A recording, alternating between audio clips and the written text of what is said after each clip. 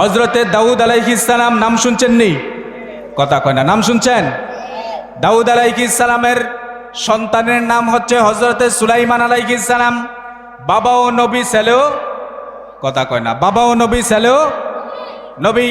শুধু সাধারণ কোনো নবী না, সুলাইমান আলাইহিস সালাম এমন একজন পয়গাম্বর যিনি তামাম বিশ্বটাকে রাজত্ব করতেন। আল্লাহু আকবার। কেমন পয়গাম্বর? চারজন বাদশা ছিলেন যারা গোটা বিশ্বটাকে পরিচালনা করছে। কয়জন? চারজন। চারজনের মধ্যে দুইজন মুসলমান, দুইজন কাফের। দুইজন মুসলমান, দুইজন কাফের। একজন হচ্ছে বাদশা সুলাইমান, আরেকজন হচ্ছে বাদশা জুলকারনাইন। এই দুইজন হচ্ছে মুসলমান। আর কাফের দুইজন হচ্ছে বাদশা নমরুদ। নাম শুনছেন নি? আরে নমরুদ দেখাটার নাম শুনছেন না? নমরুদ। আরেকজন হচ্ছে বখতে নসর। আরেকজন কে? বখতে নসর। হযরতে সুলাইমান আলাইহিস সালাম দাউদ আলাইহিস সালামের সন্তান, বাবাও নবী, সন্তানও নবী। সুবহানাল্লাহ কইতেন না? গোটা বিশ্বটাকে তিনি রাজত্ব করতেন। সুলাইমান আলাইহিস সালামের স্ত্রী ছিল 100 জন। কয়জন? সুবহানাল্লাহ কইতেন না? বাদ দিয়া কইন সুবহানাল্লাহ কোন না? সুলাইমান নবীর স্ত্রী ছিল কয়জন? 100 জন। আপনারা করতেন পারবেন নি? হুজুরে একটারে তো ঠিক রাখতাম পারি না, 100 জন। কোনো একটাই তো কথা শুনে না, আবার বলে 100 জন। তো সুলাইমান আলাইহিস সালাম তিনি ছিলেন জিহাদ প্রেমিক। কি ছিলেন? জিহাদ প্রেমিক। তিনি জিহাদ করতে ভালোবাসতেন, আল্লাহর রাস্তায় সংগ্রাম করতে ভালোবাসতেন। তিনি একদিন মনে মনে চিন্তা করলেন যে আমার 100 জন স্ত্রী, 100 জন স্ত্রীর সাথে আমি রাত্রি যাপন করব, মিলন করব। 100টা সন্তান আসবে। 100টা সন্তান আসলে এই সন্তানগুলো আল্লাহর রাস্তায় জিহাদ করবে। সুবহানাল্লাহ কইেন না?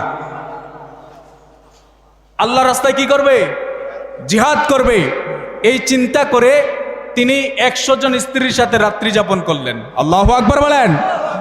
সুলাইমান আলাইহিস সালাম, ভালো করে খেয়াল করেন এই জায়গাটা। আল্লাহর পয়গাম্বর সুলাইমান আলাইহিস সালাম 100 জন স্ত্রীর সাথে মিলন করলেন, রাত্রি যাপন করলেন।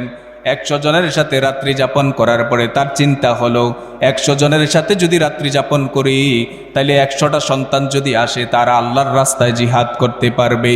এই চিন্তা করে সুলাইমান আলাইহিস সালাম আল্লাহর রাস্তায় জিহাদের সংখ্যা বাড়ানোর জন্য তার স্ত্রীদের সাথে তিনি কি করলেন? সংসার করলেন। তার স্ত্রীদের সাথে মিলন করলেন।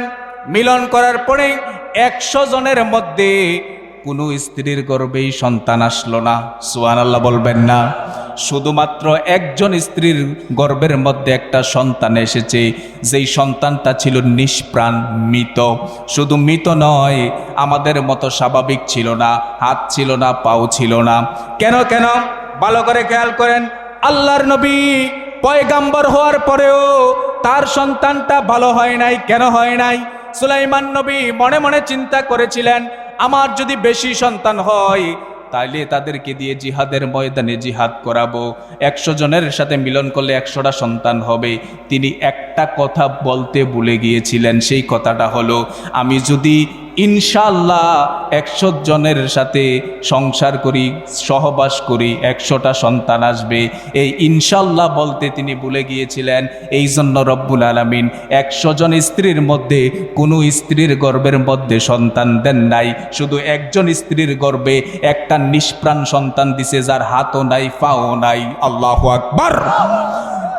সুলাইমান আলাইহিস সালাম সাধারণ কোনো নবী নয়, আল্লাহর পয়গাম্বর।